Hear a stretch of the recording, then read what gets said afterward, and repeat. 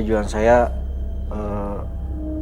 pengen bebas dari makhluk gaib tersebut yang selama ini ngeganggu saya, dan harapan saya supaya saya hidup normal kayak kebanyakan orang. Siap. Nah, di rumah ntar ada diberes-beresin ya rumahnya. Jangan ada barang-barang lagi yang berkaitan dengan genderuwo, oke? Dan setiap kali ruangan kosong, saya pengen banget kamu nyetel lagu-lagu yang bersifat menenangkan atau relaxing music, atau mungkin juga lantunan-lantunan ayat suci apa gitu. Saya pengen itu dulu yang harus kamu lakukan, Mas Ruli. Kemudian Mas Ruli harus beres-beresin laci meja kedua di kamar dan harus benar-benar bersih total. Tidak ada lagi simpanan menyan, tidak ada lagi batu-batuan. Laci kedua di kamar. Laci kedua di kamar. Saya rasa kamu tahu maksud saya itu apa. Iya. Oke. Dan Mas Ruli kan sebenarnya belum nikah kan? Sudah, belum. Udah. Cuman pisah. Nih, Mas Ruli tahu nggak? Soalnya di penglihatan batin saya, Mas Ruli sering mengundang seorang perempuan datang masuk ke rumah. Apakah itu betul? Iya. Cuma yang jadi masalah di sini adalah pas lagi ngundang itu, ternyata genderuwonya ada di situ. Si ceweknya keserap energinya. Keambil sama si makhluk itu, makanya makhluk itu begitu kuat dan gak pernah ninggalin si Mas Ruli.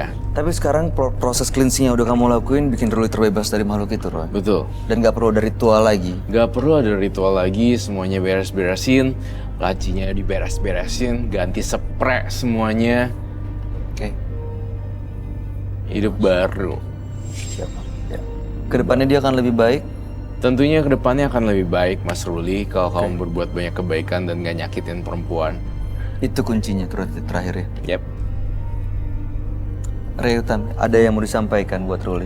Iya, pokoknya jangan coba-coba lagi deh Mas Ruli ke tempat-tempat yang asing aneh-aneh kayak gitu. Sama kalau misalnya memang kebutuhan biologisnya memang udah nggak bisa ditahan, udah nikah aja.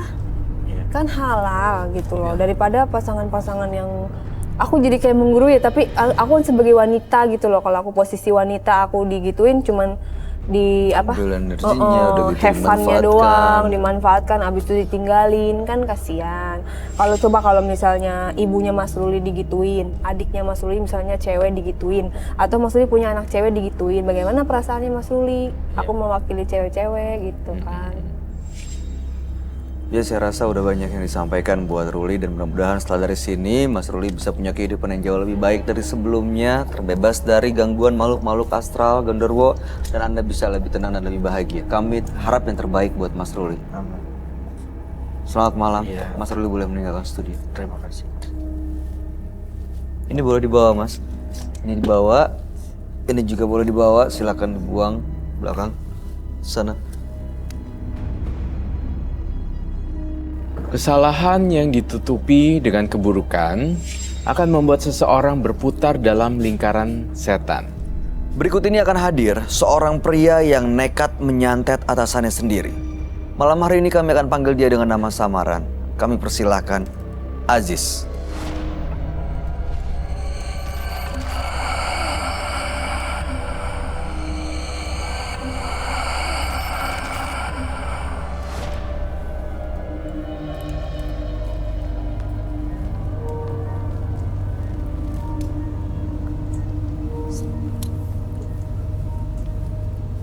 Selamat malam Mas Aziz.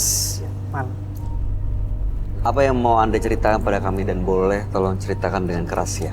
Saya sih di sini saya ingin minta solusi kepada Kak Roy, karena di kehidupan saya saat ini saya selalu diganggu sama sosok gaib gitu.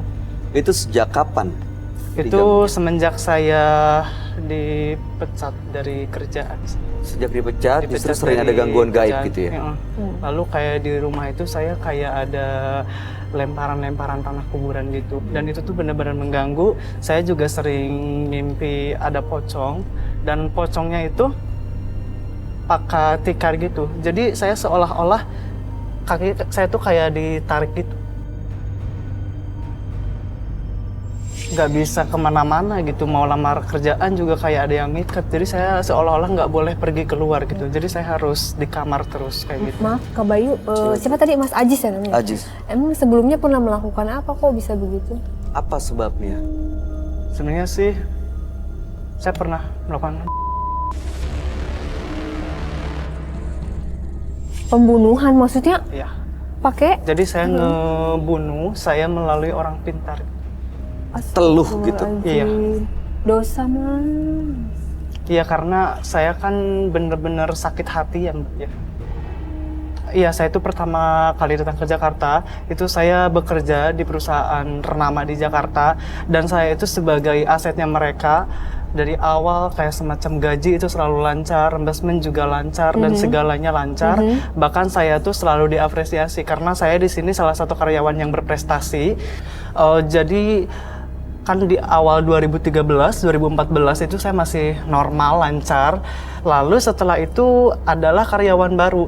Nah, nggak tahu kenapa, jadi si karyawan baru itu kayak seolah-olah apa ya, ngajak manajer saya gitu kompromi. Dan di situ saya selalu lembur selepas datangnya karyawan baru itu.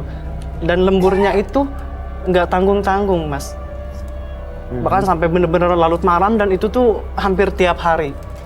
Dia yang menyuruh lembur gitu? Iya, saya nyuruh lembur, lalu reimbursement saya juga dipersulit karena yang ACC reimbursement itu adalah manajer saya. Dan itu setiap bulan dipersulit sehingga perekonomian saya makin terpuruk dan finansial saya pun makin memburuk karena gaji saya selalu ditahan, reimbursement juga nggak pernah dikeluarin, insentif saya pun nggak pernah dicairkan. Setelah itu, apa hubungannya Anda sakit hati dengan Iya. orang ini? Padahal itu hanya dugaan, nggak ada bukti. Iya. Lalu apa yang dilakukan? Jadi saya pertama kali itu saya nggak langsung ada itikat buat membunuh dia. Saya pertama kali datang ke salah satu kayak semacam orang pintar gitu. Saya minta bantuan kepada dia, saya minta solusi gimana caranya supaya manajer saya tuh bisa kembali lagi bersama saya, bisa kerjasama dengan seperti biasanya gitulah. Dan saya itu kayak dikasih tulisan, itu di kertas ya, sebuah kertas gitu, dan di dalamnya itu ada tulisan, tapi beliau bilang itu nggak boleh dibuka dan nggak boleh ada satu orang pun tahu. Nah, tujuan saya kesini, saya tuh ingin minta solusi kepada Kak Roy supaya... Sebentar, sebelum ke tujuan, Anda membunuh orang yang Anda curigai itu? Iya, itu setelah saya pergi ke paranormal yang kedua. Jadi Hanya Jadi dengan saya kertas. 2 kali pergi ke paranormal itu. Saya Jadi 2 yang kali. pertama dapat kertas Iya. supaya reimbursement lancar, Lancar. lalu kemudian Tapi- nggak dikasih lembur. It works. Tapi Lancar tuh jadi. Berhasil Dan nggak? itu nggak berhasil. nggak berhasil, Nggak berhasil. makanya dia datang cari Lagi. orang lagi yang lain. Oh, beda lagi nih Beda orangnya. lagi. Nah, Iya. orang lain ini diminta untuk melakukan teluh Iya, ke orang yang mempengaruhi manajer Anda itu. iya betul. Dan orang itu meninggal dunia. Iya betul. Kondisinya bagaimana? Kondisinya Dengan dia cara seperti apa sakit-sakitan. meninggalnya? Sakit? Sakit-sakitan ya. Terus apa yang kamu rasain kalau udah melakukan hal itu? Apa kamu seneng? Puas. Dengan dia- Saya sangat-sangat senang, sangat puas karena Astagfirullah. apa namanya, gimana sih orangnya yang sakit hati, yang bener-bener hati saya itu udah bener-bener hancur gara-gara manajer saya tuh perekonomian saya jadi memburuk. Iya. Saya nggak bisa transfer ke keluarga karena saya di sini adalah sebagai tulang Iya. punggung gitu. Kami bisa tapi membayangkan Kak walaupun kami Bayu, nggak bisa ngerti sih. Tapi kan nggak boleh kayak gitu Kak Bayu. Iya, apapun alasannya ya. Oke, lalu kemudian apa tujuan Anda datang ke sini? Ya tujuan saya karena saya merasa hidup saya itu pertama nih, saya selalu dihantui sosok gaib, lalu saya suka mimpi pocong, terus kayak ke rumah saya tuh ada kayak taburan-taburan tanah gitu, dan tiba-tiba suka ada ular hitam.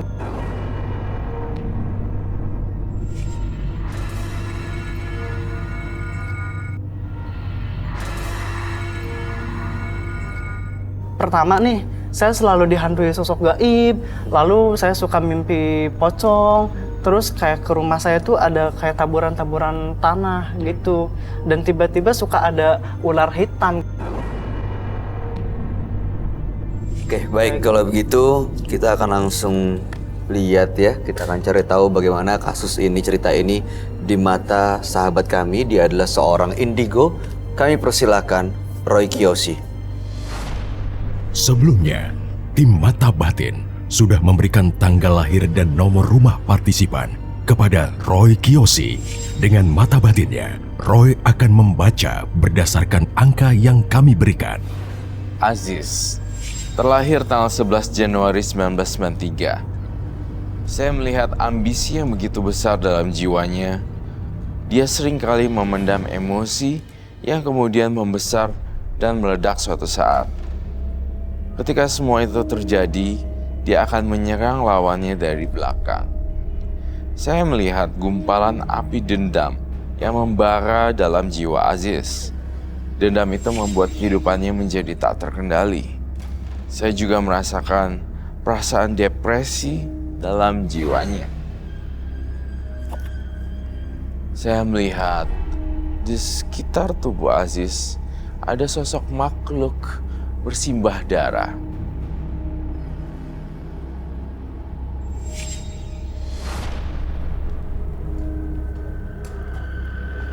Halo, selamat malam. Selamat malam, Roy. Silakan duduk semuanya. Terima kasih. Entah saya yang saya lihat salah lihat atau memang ini benar-benar saya yang lihat, kamu juga ngelihat ya. Saya melihat orang ini tergolong lemah badannya, nampak seperti orang sakit. Apa kamu sehat-sehat atau sakit? Saya sih sebenarnya kalau sering sih sehat sih kayaknya. Tapi kamu hari ini nggak lagi sakit kan? Enggak. Baiklah. Aziz dengan tanggal lahir 11 bulan 1 1993. Aziz karena sakit hati pernah melakukan pembunuhan dengan cara mengirim teluh ya di tempat kantornya. Dan saat ini dia merasa sering terganggu karena adanya makhluk-makhluk yang bisa dibilang di luar logika. Ada ular, ada ini, ada itu. Makanya datang ke penembus mata batin ingin punya kehidupan yang jauh lebih tenang. Jadi Aziz dengan tujuan kemari datang untuk menetralisir. Iya. Iya. Kamu bawa foto korbannya enggak? Saya nggak ada foto korbannya sih. Sebenarnya saya tahu satu hal lagi, tapi tampaknya kita sangat tabu untuk membicarakan ini ya. Saya tuh mencium gelagat dan aroma tidak hanya persaingan apa? Persaingan di tempat kantor. Pekerjaan. Tempat kantor, tetapi saya merasakan ada perasaan yang lebih dalam tentang ya kan? Iya. Jujur Iya. sama Roy. Maksudnya? Gini, dalam perasaan batin saya, I don't know ini dipakai apa enggak atau bip atau Diedit, whatsoever lah, I don't care. Tapi gini, yang Roy baca adalah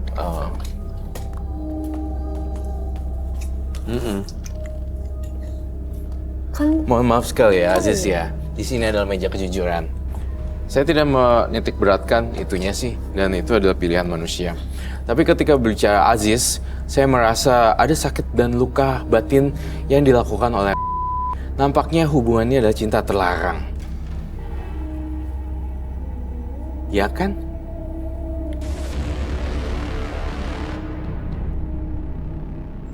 Jika kamu bilang ke saya persaingan teman kantor saja, rasanya tidak mungkin. Tapi yang bau yang saya cium, kamu kecewa banget sama dia karena melukai hati kamu.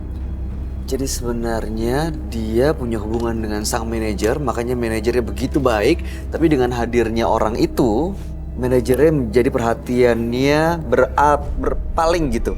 Betul. Manajer Anda namanya? Itu manajer. Iya. Sementara yang orang baru yang Anda kirim. Tapi intinya ini adalah persaingan cinta segitiga. Persaingan cinta segitiga dan persaingan cinta yang terlarang yang sangat sulit untuk masuk, dan akhirnya yang terjadi adalah Iya.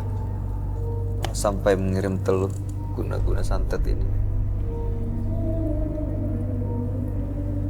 Kamu bisa ngerti akhirnya kenapa aku kejadian ngerti sampai karena begitu. karena orang normal aja masa sih digituin aja dia udah langsung menindak kayak gitu. Apa kabar sama di luar sana yang diselingkuhin sampai ditipu atau apa segala macam kan? Hanya karena persaingan kerja aja sampai seperti itu. Ternyata ada hal Ada lain, something. bukan cuma kerjaan. Iya, nah itu kamu ngerti kan sekarang kan, Iya. Aziz. Di sini meja ini semua bisa mengungkap semua kebenaran apa yang terjadi tanpa menghakimi.